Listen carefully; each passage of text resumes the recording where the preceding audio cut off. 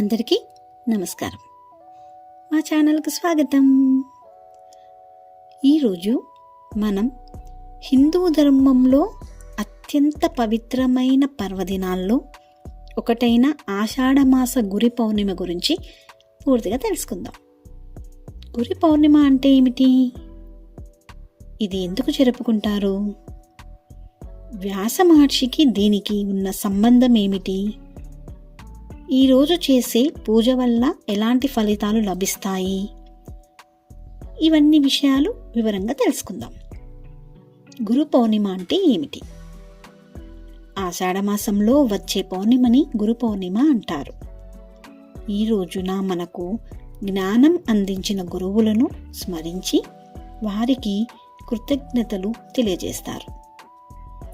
గురు అనే పదానికి అర్థం గు అంటే జ్ఞానం, రు అంటే అజ్ఞాన్ని తొలగించేవాడు, అంటే అజ్ఞాన్ని తొలగించి జ్ఞానాన్ని ప్రసాదించే గురువు. వ్యాస మహర్షి జన్మదినం. ఈ రోజున వ్యాస పౌర్ణమని కూడా అంటారు.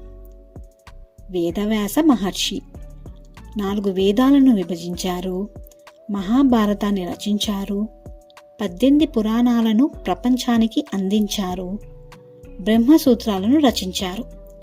అందుకే ఈయనను ఆది గురువుగా భావిస్తారు. గురువు యొక్క ప్రాముఖ్యత. మన జీవితంలో మొదటి గురువు తల్లి, రెండవ గురువు తండ్రి, ఆ తరువాత ఉపాధ్యాయులు, ఆధ్యాత్మిక గురువులు. మనకు మంచి మార్గం చూపే ప్రతి ఒక్కరు గురువులే. ప్రసిద్ధ శ్లోకం: గురుర్బ్రహ్మా గురుర్విష్ణు గురుదేవో మహేశ్వరః గురు సాక్షాత్ పరబ్రహ్మ తస్మై శ్రీ గురవే నమః. గురు పౌర్ణిమ పూజా విధానం. ఉదయం స్నానం చేసి శుభ్రమైన వస్త్రాలు ధరించాలి. ఇంట్లో పూజా మందిరాన్ని శుభ్రం చేయాలి. వ్యాస మహర్షి లేదా గురువు చిత్రాన్ని ప్రతిష్ఠించాలి. పసుపు, కుంకుమ, పూలతో పూజ చేయాలి. దీపం వెలిగించి గురు గాయత్రి, గురు సూత్రం, విష్ణు సహస్రనామం పఠించడం చాలా శుభప్రదం.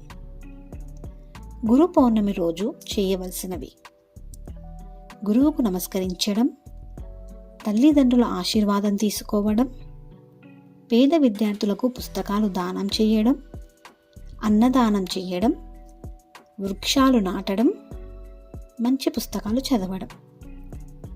గురు పౌర్ణిమ సందేశం: జీవితంలో డబ్బు సంపాదించడం కంటే మంచి గురువును పొందడం గొప్ప అదృష్టం.